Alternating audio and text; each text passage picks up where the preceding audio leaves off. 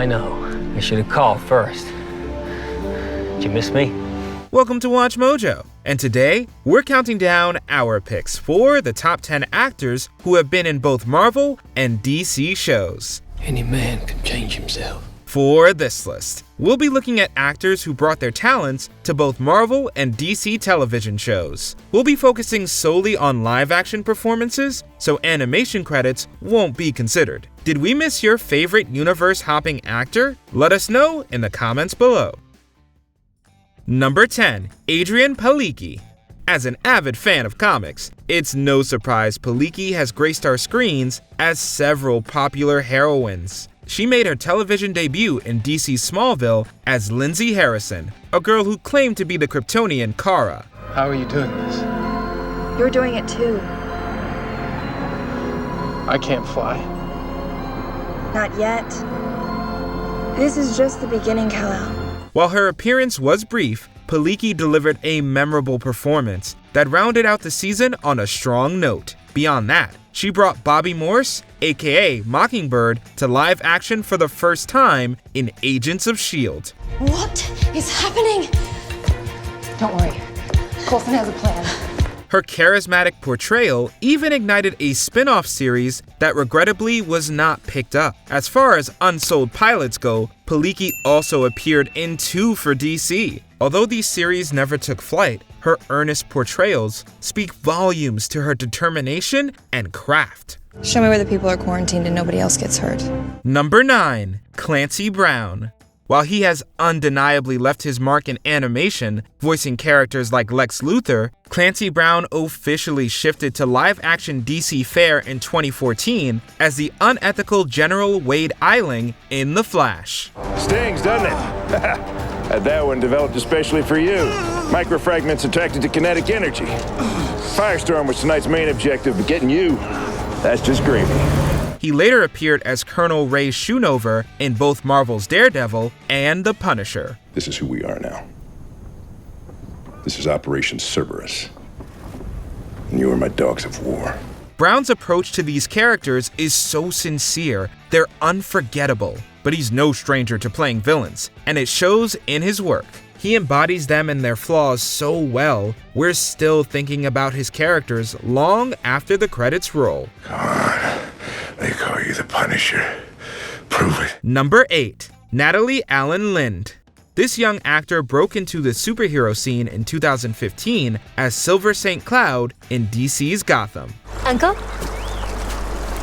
I'd like to introduce you to Bruce Wayne. Nice to meet you, Bruce. Hello. A key player in the Galavan plot, Silver was originally tasked with deceiving Bruce Wayne and earning his trust. Lind's portrayal highlights Silver's capacity for compassion and growth. Notable, considering the character was only there for 7 episodes and was initially an antagonist. Bruce, the things you told me today, I believed you. Yes. That was the point. Lind brought this sincerity to Marvel's The Gifted in 2017, where she appeared as the equally misunderstood Lauren Strucker. Don't you think I tried? You can always talk to me, always. Your dad too, whatever your issues. Are you serious? Dad puts people like us in jail. In both cases, Lind convincingly toes the line on morality, enabling viewers to root for her characters. Number 7. Adrian Pasdar. You've almost definitely seen him on your TV screen at some point. Pasdar has been around since the 80s, but his first venture into DC and Marvel live action was as Glenn Talbot in Marvel's Agents of S.H.I.E.L.D. Mr. Coulson, it's a real mess your boys have gotten us into.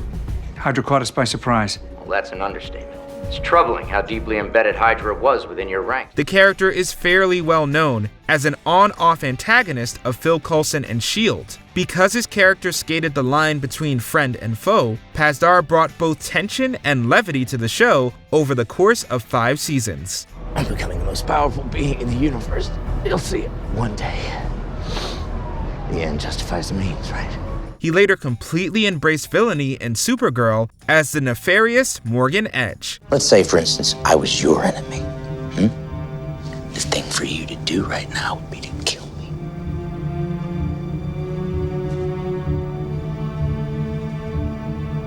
But get you capes. You don't have what it takes. Due in large part to his captivating presence, he's an actor people don't easily forget. Number 6. Jamie Chung. After getting her start in reality TV, Chung dove straight into several acting projects. While DC and Marvel weren't among the first of her roles, she finally debuted in the former with Gotham in 2016. Search continues for new Arkham Asylum director. Right. Good luck finding anyone to take that job. I'm Valerie Vale, reporter for the Gazette. I know you are. Her appearance as strong-willed reporter Valerie Vale was short-lived but wildly impactful. She served as one of a few primary love interests for Jim Gordon, but stood out as compelling on her own. I thought you wanted to keep the woman and the reporter separate. Is that an option? No.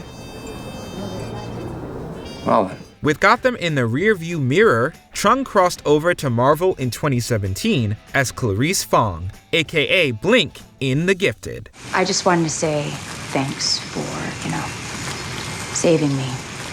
Even though I threw a coffee pot at your head. And a mug. And a mug. This shift from minor love interest to leading role was well-deserved, as evidenced by Chung's passion for the genre and how she brings humanity and depth to her characters. Number 5. James Marsters. Most known in fandom circles for portraying the devilish Spike in Buffy the Vampire Slayer, James Marsters first brought his dynamic acting chops to DC in Smallville's 5th season as Dr. Milton Fine, aka Brainiac. I couldn't have done it without you. You're the only one who could affect the fortress. Now that you've accomplished your task, you're nothing more than a petty annoyance. Meteorite! You're not even Kryptonian, are you? Fulfilling a popular comic role is rarely easy, but Marsters dominated the role and established the character as a prominent figure in the series. He also appeared in Marvel's Runaways, initially as Victor Stein, and later Magistrate as the show developed. Well, looks like you won. Yeah, looks like. What? That was the city championship. Do I need to drive you to a victory party or something? Marsters' ability to fully immerse himself in his roles led to authentic and mesmerizing performances that people are still talking about years later. Dina?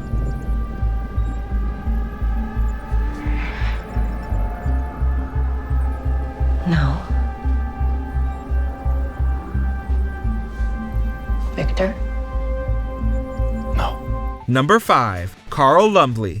As a prolific actor in TV and film, it was only a matter of time before Carl Lumbly explored the worlds of DC and Marvel. He might be most well known in the superhero genre for his voice work as John Jones in several DC animated shows. That made his appearance as John's father, Myron Jones, in Supergirl that much more special. John, my son.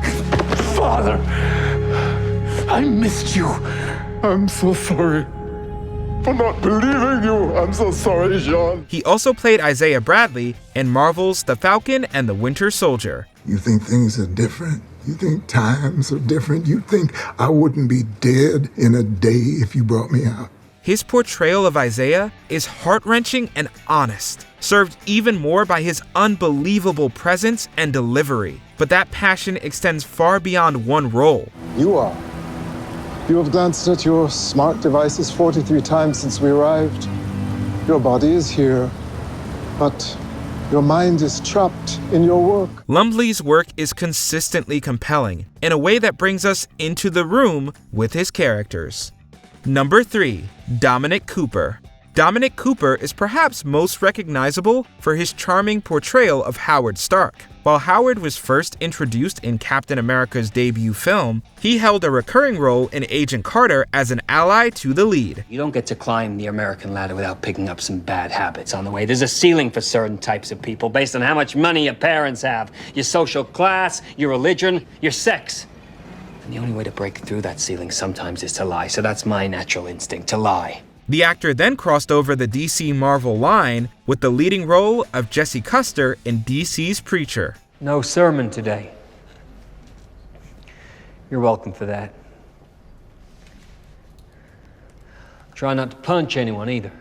While Howard held plenty of depth as a recurring character in the MCU, Jesse allowed Cooper to explore a range of tone and conflict that really highlights his talent. His deep understanding and love of the work shines through as well, making his performance one you won't want to miss. Guys, I've seen a lot of weird stuff in my life, more than my fair share, but I've never, not one time, heard of God fitting himself into a can of old-timer.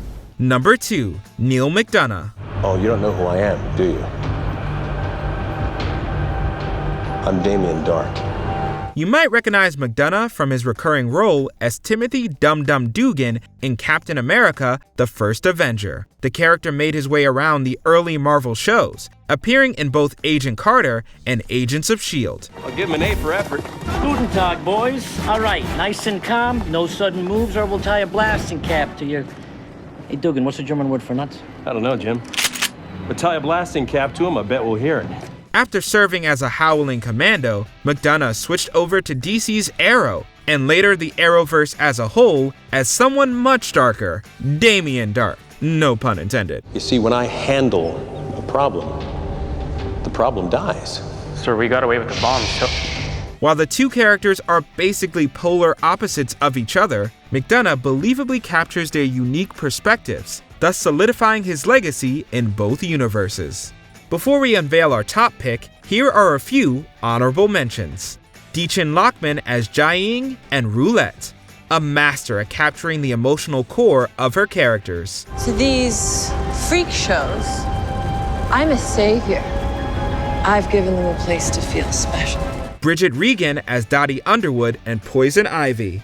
Her captivating performances linger on the mind. Stupid am I! Of course you did this to me! You sold me out! Where are we even going? Can I please explain? No more explaining. We have explained each other to death.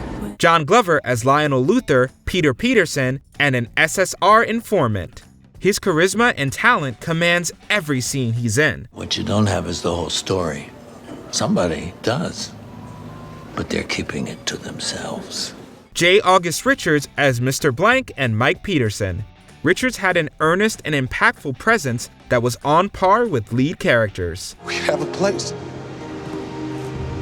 You said it was enough to be a man. But there's better than man. There's gods.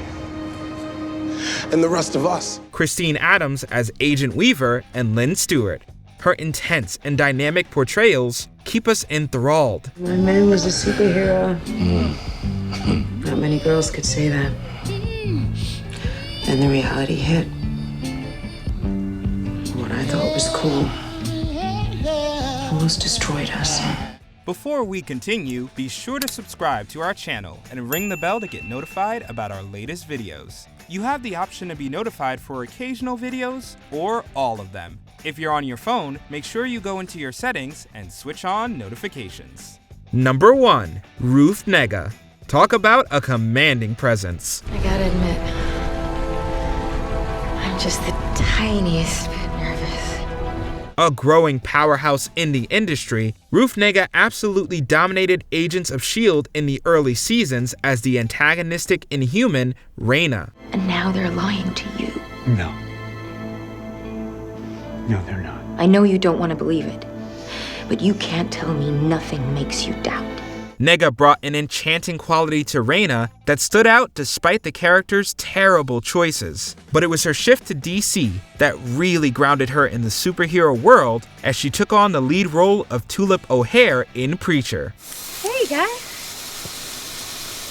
Yeah, so he was a really bad man. The show's grungy and at times absurd tone made for the perfect playground for Negga's unmatched talent and highlighted the range she has to offer. Anyway, this is how you make a bazooka. Now, who wants to play hide and go seek? Did you enjoy this video? Check out these other clips from WatchMojo and be sure to subscribe and ring the bell to be notified about our latest videos.